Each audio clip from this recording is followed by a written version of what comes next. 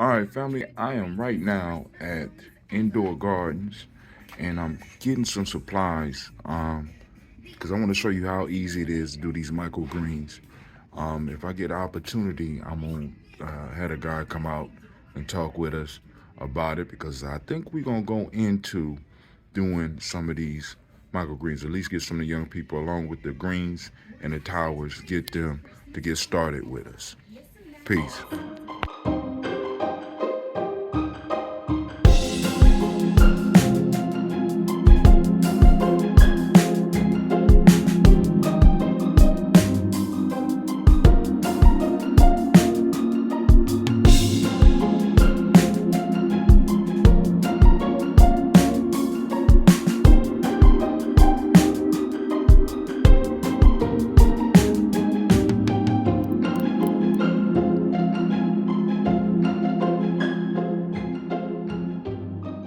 All right, this is my friend Dan Kraus. We over here at Indoor Gardens, and I was talking to him about getting some equipment for growing the microgreens as well as planting the seeds. And he was, really informing me about some of this stuff. So can you walk us through a little bit and show us some of the stuff? Because Yeah. you be here If you're just doing microgreens, right, microgreens, right? Yeah. So you can do it a couple different ways. I do all mine in 10 by 20 propagation trays like this. So there's a couple different ways you can set it up. You could either just fill this up with Pro Mix or a different type of soil and just line your seed out a bunch of soil, and then we have domes because seedlings love humidity. So you would put soil in here, wet it down, plant it all with your seed or whatever you're starting in there. And then like that, and literally just under light, and you would have sprouts probably within 3 days, honestly. Ooh. Yeah, then the second way that I do is in the same thing, and then we have these pretty cool little nifty little, it's really just like a lifting sheet for these Rockwool propagation plate mats. And then you just really wash your rock wool until it runs clean, because it's just spun limestone, so there's probably some residual stuff in there. And then after you wet it down, put your seed, and then you can literally just set it like that. So when you put your seeds down, Yeah. should how much space should be between them? Like, should I fill the whole thing up, or should I leave a little space in between? I mean, for microgreens, because a microgreen is really the first set of, nothing bigger than like the first set of leaves. So anything bigger than that is past a microgreen, in my opinion. But like, you can have them really jam-packed on here, almost like as thick as grass grows. Oh, okay. So you can really just lay a sheet on there, and then after your once your microgreens pop, you can cut them, and then they'll regrow again, probably up to 2 or 3 times. Okay. So you get multiple flushes out of the seeds that you're putting down in there. Cool. Cool. And then like if you're using soil, you can just reuse the soil. After you've gotten done with one, you can just really pull off the top layer, because the roots will be pretty dense. So, and then you can reuse whatever soil's in there and just put a little bit extra on top, just a little freshener. And then, But this rock wool, after you get done with the batch, you gotta get rid of it. yeah, it's pretty much, the roots will be they will have inundated this so much that it'll be mostly root. Like when you pull this out, when you turn it over, this whole thing will just be matted white with roots. Oh, okay. Yeah, so I mean, and with it doing that and pushing through, it just falls apart. Cool. Because of the roots. Trying to rinse it off, it would probably be a little too much of a hassle, honestly. Cool. But yeah, like the soil that I recommend for microgreens is the Pro Mix. It's pretty much nutrient inert. It does have an inoculant in it, a mycorrhizae, like a beneficial fungus. But it's pretty much just sphagnum peat moss and perlite. Really good water drainage, and it allows for like super quick turnover. Okay, cool. So you don't have to, like, because you probably said this already, but with microgreens, you don't have to worry about the nutrients, because they're so quick. Okay. They're so quick and so young that no, you really don't need to work. Like you could do it in a soil, in like a soil with actual like that's amended with like feather meal, earthworm casings, and all that type of stuff. That could potentially lead to better flavor because the organic breakdown of stuff like earthworm casings, feather meal, bone meal, alfalfa meal, all of those things, it's that organic breakdown that plants love to give like better flavor and taste for not just microgreens, everything. For everything. Okay. Yeah, like that's the difference of having like a hydroponic tomato that might look amazing, ready to go on the shelf, but not taste real good. Right. And compared to a tomato grown in actual dirt and soil, that one that's grown in dirt and soil is going to far surpass the other one. But you can supplement to make that tomato 100%. Okay, cool. We have nutrient lines that are there to supplement and add whatever. If you're growing in a medium that is nutrient inert, that has nothing in it, we have amendments, whether you're going organic or mineral-based products, to do the same thing as the organic stuff, just mineral. So it's automatically like it's readily available for the roots to uptake immediately when it's mineral based. So at our school, we're doing aeroponics. Do you have a brand of nutrient that I could pour in that would kind of make the greens taste better? To make the greens taste better, yeah. I mean, I'd probably stick with like a Botanicare. That's a super easy one. It's a 2-part, so it's got. And I mean, if you're doing just greens, you'd probably only need the grow. Because most lettuces and especially microgreens, they're not going to get to a point of where they would flower. But you still take. It's just green foliage. You're not trying to harvest like an already finished okra or like a corn or anything like that.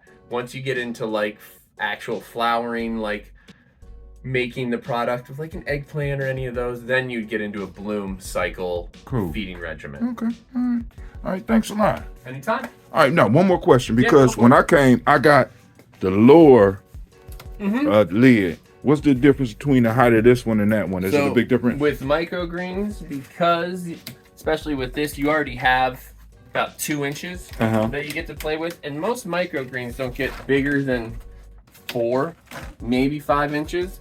And I like using this hood, and they really grow up. Like once they start hitting the top of this dome, you know you're probably good. Yeah. All right. Cool. The bigger domes are just for bigger plants. Okay. So like if you wanted to sprout tomato seeds or something like that, you could do that in these, and then you could grow the tomato plant in high humidity up until it's that big, and then you can transplant it into dirt. So younger plants love high humidity and like pretty high to average temperatures. So like 70 to like 82. And then like 70 to like almost 90% humidity. Little baby plants thrive. Okay, cool. Thrive in that. So then it's a lot easier to make high humidity and temperatures in a dome than it is like a whole room. Cool. Can you show us one of the tents? Because you was telling me about the tent and how that will help with the production of, so you don't have to have it, but these are the tents? Yeah. If you didn't want to put domes on it and you just had like a racking system, like this tent right here is our high humidity tent, because we grow like tropical stuff that needs really, really high humidity. Like these are pictures. That's the one that eat flies, right? Yeah, like you can see usually in the bottom of these, they're completely, that'll be a hard one to see, but like this is in ProMix, so with these ones that actually eat bugs, you want no nutrients in your soil at all, because it gets everything it needs from the bugs that it eats. Wow. Right? It's pretty impressive. But I mean, to make a tent like this, how you get bugs in there, man? It's closed. Organic stuff. Okay. So soils right there, you'll have more bugs with organic materials, more rather than you would like a rock wool or like even a cocoa. Okay. Yeah, bugs and stuff are just naturally occurring when there's organic compounds involved. Okay. Yeah, but it's really easy to keep a tent like this, high humidity and high temperature. So if you had a tent like this, high humidity, high temp, you technically don't need a dome. So you could just put trays in here and they would be able to do the same thing as if in a dome. This is just like a bigger dome for the most part. Last question. What got you into doing the microgreen? So I was a chef for 22 years. own my own food trucks and restaurants and stuff like that in town, and I grew my own stuff because I want to know where it came from and I want to make sure it had the best taste. So and I got a green thumb. My grandmother taught me how to grow and garden and stuff like that. So it's just fun watching something go from a seed to a finished plant. Cool. So. All right. Well, you got cactuses over here, and This one's a pineapple. Oh. Yeah, so this was literally just a pineapple from, I think it was Kroger, right? And we cut the top off, and then once you cut the top off, you can pull away like right at the base of where the green part of the pineapple, you can pull away, and you'll see where roots would form. We stuck it in a glass of water, changed the water every other day, but in about 2 weeks, we had roots growing out of it, and then we just stuck it right in soil. So eventually you'll be able to get pineapples off of this? So it takes 2 years for a pineapple to go from getting root to production to actually having a pineapple you can take off of it, like 2 years. Okay. So this is like 7 months old right now, and by the time it's done, the pineapple will be up here, and these fronds will just be like, this thing could take up this whole tent. Okay. So you did one before? Yeah. Okay. All right. Yeah, and our other location off of Chantry Drive, they actually have one in one of their side grow rooms because they have like quarantined off like grow rooms, just like a tent, but actually like hard-walled rooms, which is really nice. He has a pineapple that he's about to harvest that he's had there for about 2 years. Okay. Yeah. All right. Thank you. Anytime.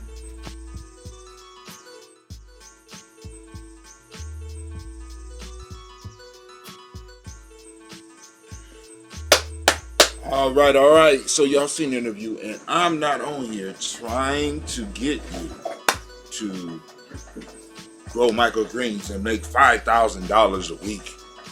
You know, because a lot of people don't tell you how labor intensive that is, but you can grow microgreens for yourself. Now, one of the things I'm trying to do is introduce the young people in Gye-Nyame and some of the older people in Gye-Nyame to simple methods that you can supplement your income. Now, those that might want to go a little bit beyond, they can take it beyond that because this is a labor-intensive project. But it doesn't have to be super labor-intensive that you cannot do this at home and get you some microgreens into your life once a week. Now, what I want to do is I want to share an article with you. I need to go to my news scene. Let me go to my news scene. Anime, where my news scene at? Can I get my news scene or something?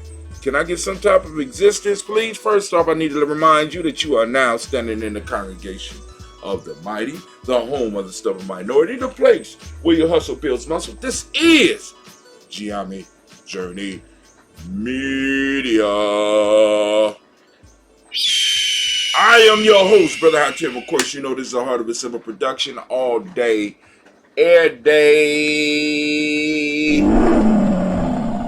We don't do nothing but strive to blow up your old paradigm. And there's some old paradigms of health that we in our community can start working together to overcome. Now, I constantly talk about tribe building, but what good is it to build a tribe of unhealthy people? I'm teaching young people how to do the ambrosia. Made that possible for years. You know, a lot of people ain't jump on it. I got some people who are steady purchasers of the product and can sing the praises of it. We got greens growing. You know what I'm saying? Y'all done seen the towers. Y'all done seen the outside garden. You know what I'm saying? And you know, like I said, on our end there's some lack, and it's on the community's end there's some lack. But these microgreens are also another quick avenue that we can use to really, really build up some health and maybe move some of our young people into wealth, right? Because microgreens grow in like 5 days, right? I could go and grab, matter of fact, I don't even have to grab nothing. You probably won't be able to see it, but right behind me in this little arrow garden, I have microgreens growing. I put those in. I put those in on Kaumba. I got another stash over here that I got from the store. that me and young Gye-Nyame went out and did. I hate to lift the top off because they like that moisture and stuff. But Gye-Nyame got some greens up in here. Once again, baby do too much. You know what I'm saying? But anyway, let's see if I can get a nice little angle so that you can see it. Ooh, I didn't mean to pull y'all up. Y'all stay down there. Smell good. These are some of the microgreens that we're growing. And this little thing right here, all together with the seeds, might be about $20. Once you buy the little setup here, you don't have to purchase anything else. You could just set these up, put them in a nice warm place with plenty of light, and you could be able to grow you some microgreens. Why grow microgreens, Brother Gye-Nyame?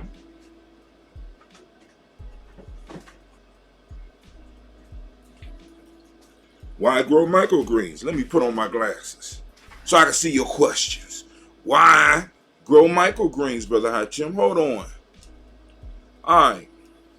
So let's go to our article. Can I get my news scene, please? Where my news scene at, Anime? Can you help me out, please?